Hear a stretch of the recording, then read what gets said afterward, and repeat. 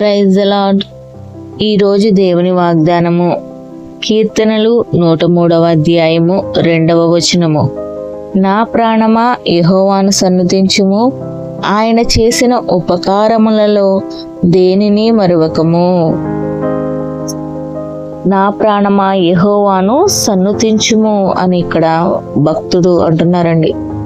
అంటే తన ప్రాణానికి తనే చెప్తున్నారు, తన ఆత్మకు తనే చెప్పుకుంటున్నారు. యెహోవాను సన్నుతించుము, ఆయన చేసిన ఉపకారంలో దేనిని మరవద్దు అని చెప్తున్నారండి. ఇక్కడ దేవుని వాక్యం సెలవిస్తుంది, ఇప్పుడు కూడా మన ఆత్మలో దేవుణ్ణి స్తుతించుకుంటూ ఉండాలి.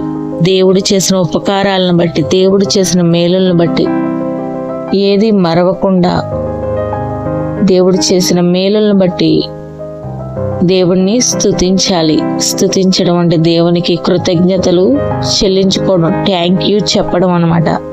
కాబట్టి ఎప్పుడు మన ఆత్మలో దేవుణ్ణి స్తుతించుకుంటూనే ఉండాలి. పడుకున్నా, కూర్చున్నా, ఏ పని చేసుకుంటున్నా దేవుణ్ణి స్తుతించుకోవాలండి. మనకు ఉన్నదాన్ని బట్టి మనం ఎప్పుడు దేవుణ్ణి స్తుతించాలి.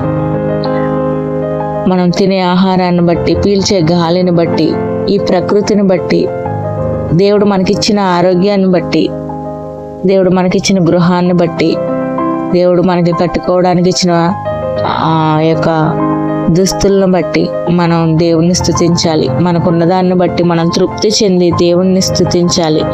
లేని వాటి కోసమై బాధపడకుండా, చింతించకుండా మనకున్న దాన్ని బట్టి మనం దేవుణ్ణి స్తుతించినట్లయితే దేవుడు మరి ఆ ఉన్న కొంచెం స్థితిలో నుంచే ఇంకా గొప్ప స్థితిలోనికి దేవుడు తీసుకెళ్తాడు. ఇశ్రాయేలీయులు దేవుడు చేసిన మేలులను బట్టి దేవుణ్ణి స్తుతించేవారు. దేవుణ్ణి స్తుతించినప్పుడు దేవుడు వాళ్ళని ఇంకా గొప్పగా దీవించి ఆశీర్వదించారు. కొన్ని సందర్భాల్లో వాళ్ళు దేవుడు మీద సొణిగేవారు. ఇచ్చిన వాటిని బట్టి తృప్తి చెంది దేవుణ్ణి స్తుతించకుండా లేని వాటిని బట్టి దేవుని మీద సొణిగేవారు.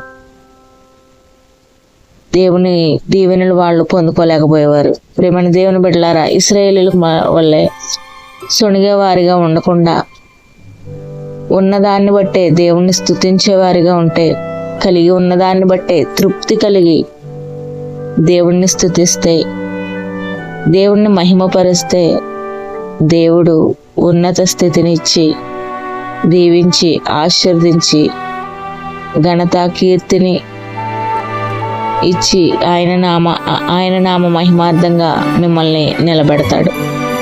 ఈ మాటలు వింటున్న ప్రతి ఒక్క బిడ్డని దేవుడు దీవించి ఆశీర్వదించును గాక. ఆమెన్. God bless you.